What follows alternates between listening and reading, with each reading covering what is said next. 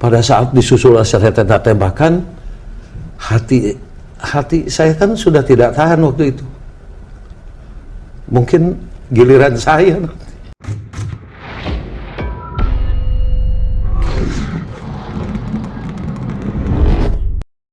Selamat datang di channel Bangsa Indonesia.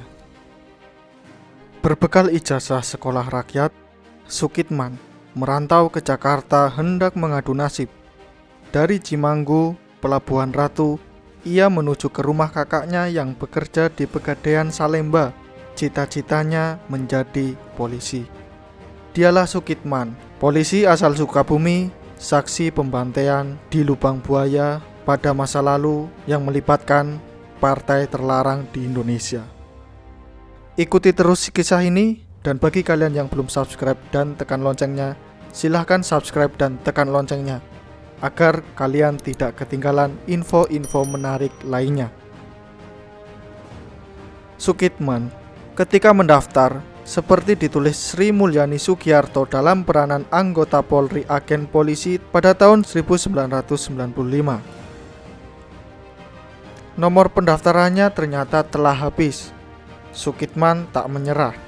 Kepada petugas, ia mengaku berasal dari kampung, sebuah pelosok yang sangat jauh dari Jakarta. Ia pun akhirnya dapat mengikuti tes dan diterima masuk Sekolah Polisi Negara atau SPN yang di Kramat Jati kala itu.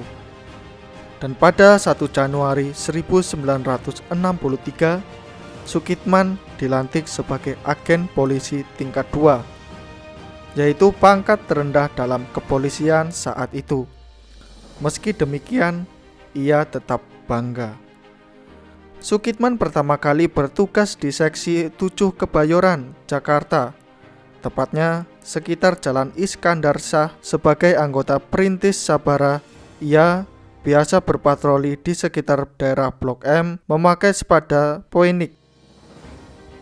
Dan inti dari kisah ini, menjelang malam 1 Oktober 1965, sekitar pukul 17 waktu Indonesia Barat, Sukitman dan para polisi lainnya mengikuti apel di markas Seksi 8.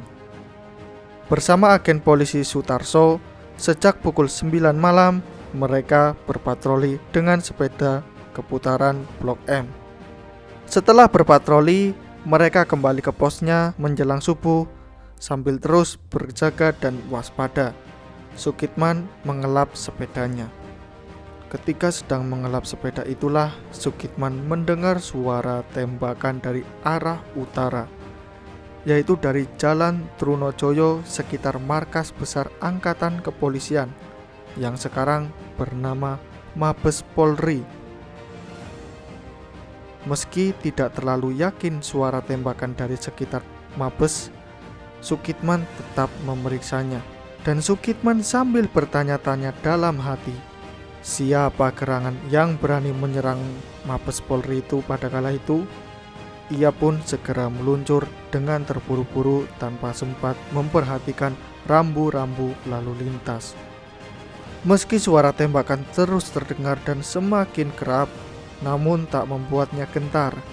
Sukitman terus melaju mendekati sumber tembakan.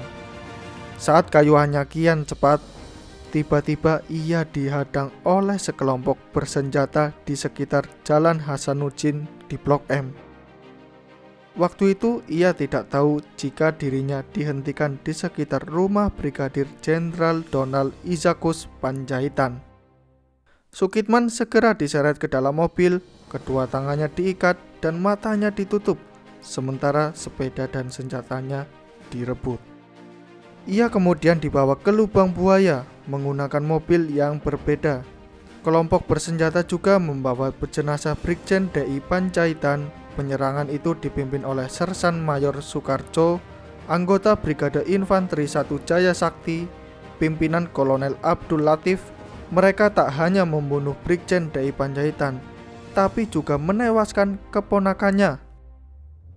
Setelah tiba di Lubang Buaya, ia mendengar salah seorang dari kelompok bersenjata itu berkata, "Yani wis dipateni," atau yang berarti Yani sudah dibunuh. Sebagaimana perkiraan Sukitman, yang mereka maksud adalah Letnan Jenderal Ahmad Yani, yang pada itu Menteri Panglima Angkatan Darat atau Menpangat.